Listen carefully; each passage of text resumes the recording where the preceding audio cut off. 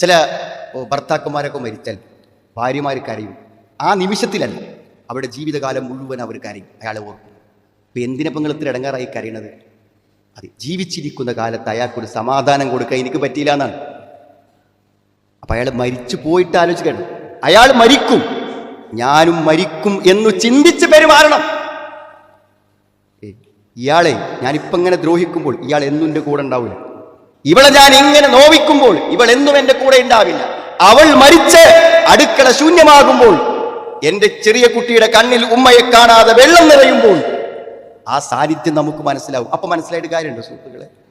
ചോദിക്കുന്നതെല്ലാം തന്നു കൂടെ നിന്ന ഭർത്താവിൻ്റെയും വാപ്പൻ്റെയും വില മരിക്കും എന്ന ബോധത്തോടു കൂടെ കണ്ടു നോക്കൂ നമ്മുടെ മാതാപിതാക്കളെ.